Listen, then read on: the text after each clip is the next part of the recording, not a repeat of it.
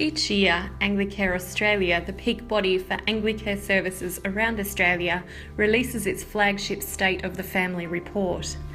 This year's report, Positions Vacant When the Jobs Aren't There, was informed by the first Jobs Availability Snapshot and was launched on 31 October 2016 at Parliament House in Canberra. Anglicare Australia commissioned a Jobs Availability Snapshot as a simple test of the labour market as it affects the most disadvantaged and marginalised working age members of Australian society. It compares the number of disadvantaged job seekers registered with the Department of Human Services against the number of advertisements for jobs at the appropriate level. The snapshot uses official ABS and government department figures, specifically the Department of Employment Internet Vacancy Index and the Job Active administrative data for Stream C participants as of the 31st of May 2016. In short, it covers the kinds of jobs there are, how many of each type there are, and whether there are enough for people with limited skills and experience. The findings are clear. Analysis of actual job advertisement numbers show the proportion of higher skill level jobs available in the Australian labour market has grown over the past 10 years from 30 to 37%, while the proportion advertised at the lowest skill level has fallen from 22 to 13%. So when people say there are a lot of jobs that anyone can do, that's not what the evidence is telling us.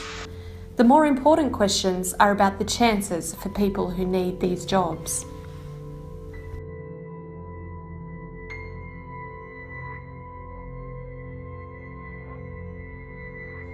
The department's own Job Active data shows there are more than 6 disadvantaged job seekers for every advertised vacancy at the lowest skill level across Australia.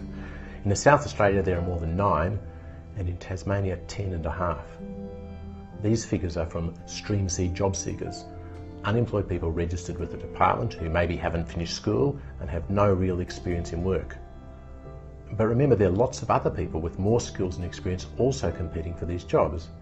With underemployment now at record levels, people with some existing casual or part-time work are looking for more work at any level, as are students, recent graduates and visitors. So when the snapshot finds there are more than 6 disadvantaged job seekers for every suitable job advertised, it understates the problem.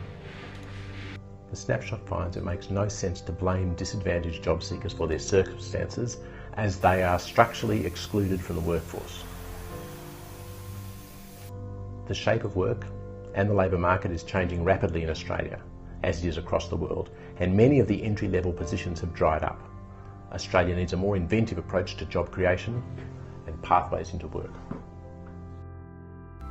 Positions Vacant When the Jobs Aren't There offers evidence from the Anglicare network that ongoing support, respect and inclusion makes a real difference to the outcomes for many people living on the edges. Although paid work for people with limited education, training or work experience is still very hard to find. In Australia, industry change and unprecedented technological process is seeing the automation of jobs that were previously done by people at the start of their careers. Automated checkouts, for example, seem to be the way of the future, so we need to be creative about finding ways to get people into work who used to staff those checkouts. Corey Fredrickson is one of those job seekers who is looking for any job, but he had few skills to offer. Assisted by Anglicare ACT through their Club 1225 program, he was able to get back on his feet as far as food and lodgings, but it was a job that he sought. He wanted to be responsible for his own future path. The experience for you? It was pretty demeaning for a while, because when you don't have the right qualifications for a certain job, it's pretty much difficult. Unity Omaraji has a different story and is one of the people featured in one of the State of the Family's 9 essays. Unity came from Nigeria with skills in personal and aged care, but even after upskilling in Australia just couldn't get a foot in the door. The Given the Chance program, a collaboration between Benetas and the Brotherhood of St Lawrence, helped him through that, and he's now employed in an aged care facility in Melbourne. Our State of the Family report actually looks at 9 different areas where employment's a challenge. The lead essay argues that the 2016 federal election slogan of jobs and growth actually perpetuates the myth that employment is a simple equation of one person plus one job equals long-term employment. But for people looking for their first job, for those who need support to re-enter the workforce, and for people whose positions have been made redundant due to industry disruption, it often seems that the jobs just aren't there. The next two essays look at youth unemployment and focus on the experiences of young people who came into contact with Anglicare Victoria and the Brotherhood of St Lawrence.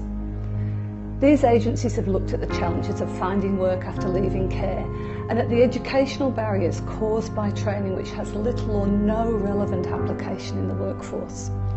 The Brotherhood shares about their transition to work model and how it assisted Troy, a young school leaver who just needed a chance. That experience is reflected in another key snapshot finding, that there is a marked and growing preference for level 4 positions over level 5 positions. While only 13% of advertised vacancies were for people at the lowest skills level, 27% were for positions where people have TAFE certificates and some real work experience. This suggests disadvantaged job seekers could benefit from high quality training and experience in paid work, both for the obvious capacity reasons and as a positive signal to employers who don't feel they can risk an untried worker. Positions vacant, when the jobs aren't there, also shows us a few of the ways through the barriers to employment, whether they're a result of widespread economic upheaval or personal circumstance. And reinvestment is the key. The research and the stories show us this isn't a question of bad behaviour. These are economic and social challenges that we can work together as a whole society to solve.